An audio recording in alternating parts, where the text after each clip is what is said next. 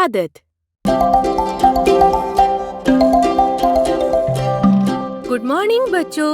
आइ हम चर्चा करब कि नीक आदत के की महत्व छै आ ओकर हमरा जीवन पर की प्रभाव पड़े छै। कि कोई हमरा एगो नीक आदत के उदाहरण द सकै छियै? Good morning miss. माँ बाबूजी के काम में मदद करबाक एगो नीक आदत छै। ऐसे उनका प्रति सम्मान और जिम्मेदारी दिखाई छै। शाबाश, ये बहुत नीक उदाहरण छै। ई कैला से खाली हुनकर काम का बोझ हल्का नहीं होय छै, बल्कि हमरो सबके रोजमर्रा के काम के अनुभव मिले छै।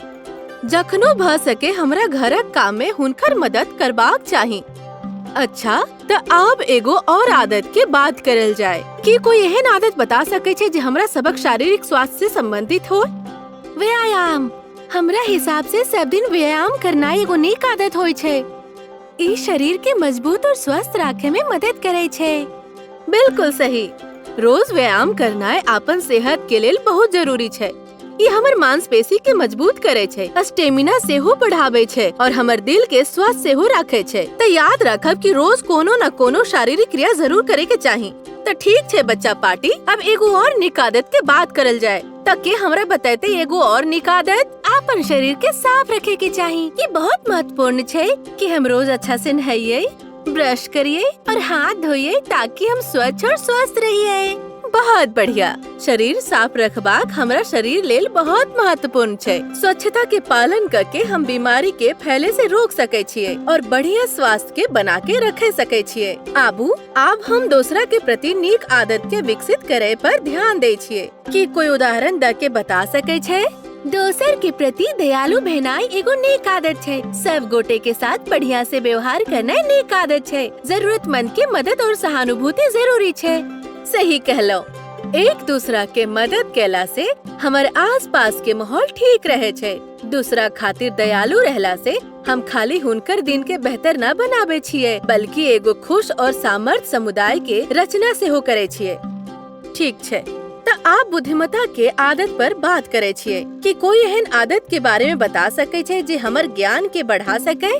किताब पढ़ना है। रोज किताब पढ़ला से हम नया नया चीज सीखे छिये। शब्दावली में सुधार आवे छे और हमर सबक कल्पनाशीलता से हो बढ़े छे। बिल्कुल सही।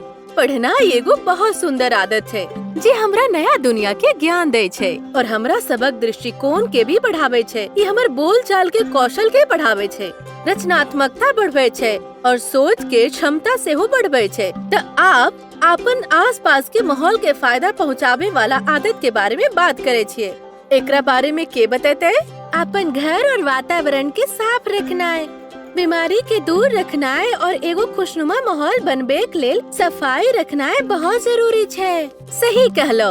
अपना आसपास के वातावरण के साफ रह के हम खाली अपन रहे के जगह के स्वस्थ न बनबे छिये, बल्कि अपन गृह के देखभाल से हो करे छिये जी अपना सबक पहला घर छे। ये महत्वपूर्ण छे कि हम कूड़ा के कूड़ादान में डालिए, संसाधन के संरक्षण करिए और सफाई के प्रोत्साहित करवाए लेल गतिविधि में भाग लिए। Thank U miss. हमरा अब आई बढ़िया आदत के पालन के महत्व ठीक से समझ में आवे गेले। बहुत बढ़िया बच्चा लोग, और थैंक यू हमर प्यारा बच्चा जे हमर बात के ध्यान से सुन लो। याद रखब एगो नीक आदत एगो नीक सफल और एगो बढ़िया जीवन के नींव होय छे।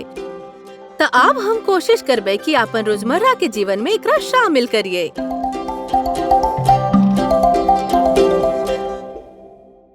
नमस्कार मित्रगण, आशा करे छी अहाँ सबके वीडियो नीक लागल। हाँ तो कृपा करके पसंद करू, शेयर करू और चैनल के सब्सक्राइब करू।